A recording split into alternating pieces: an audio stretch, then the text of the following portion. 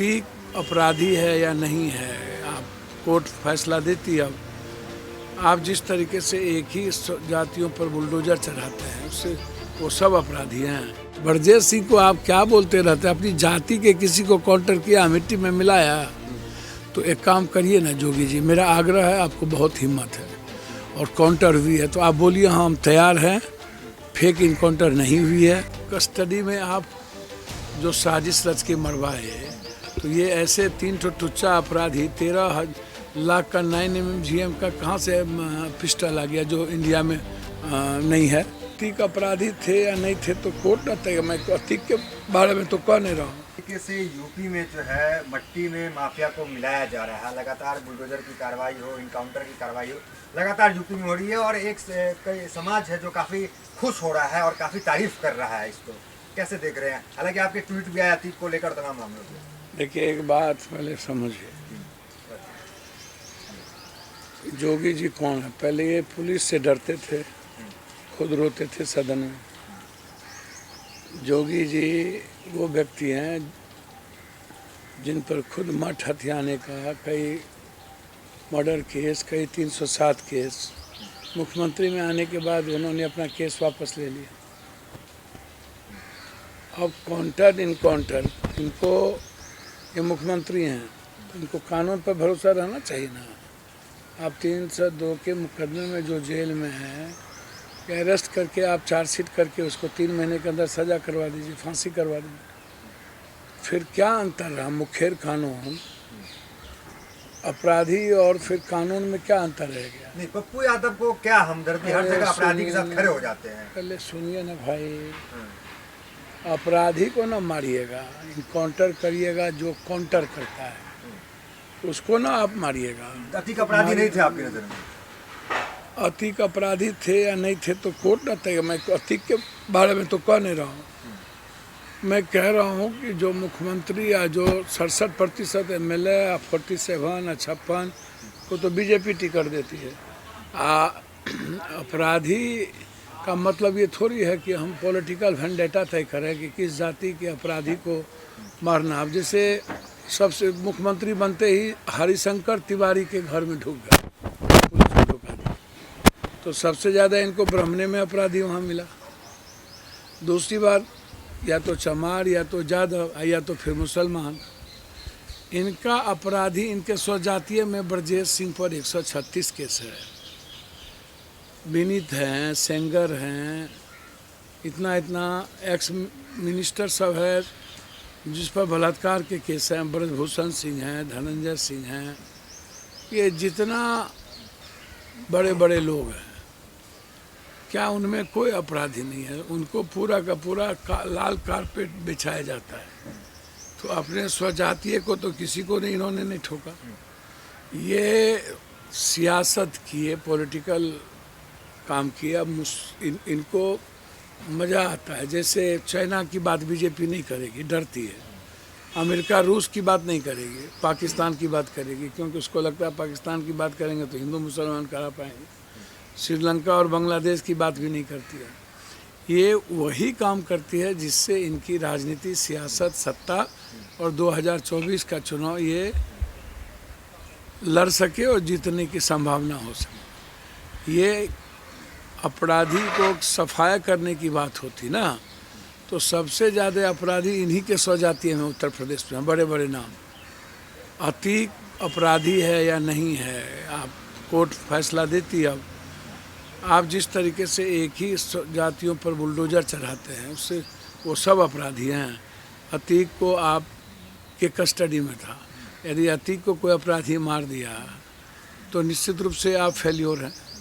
आप मार दिए तब भी फेल्योर हैं, अपराधी मार दिया तब भी फेल्योर है। रात में क्या ज़रूरत पड़ी, जबकि खुद दोनों भाई कह रहा था जान को खतरा है।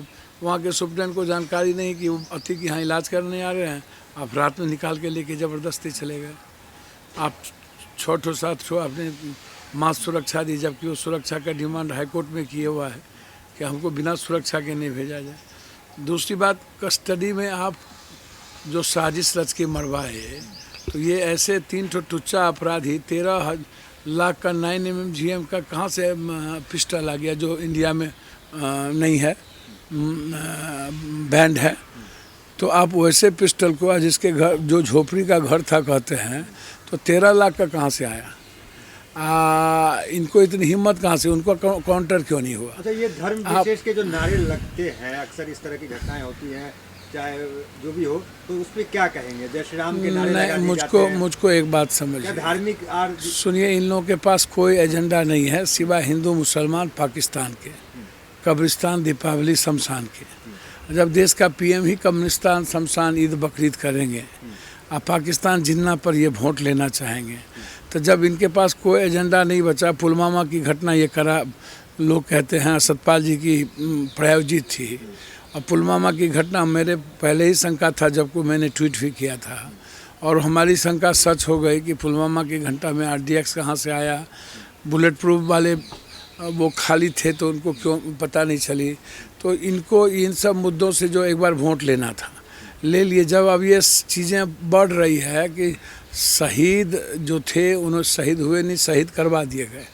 40 जवान के शहादत पर इन्होंने एक लोकसभा का चुनाव लड़ा।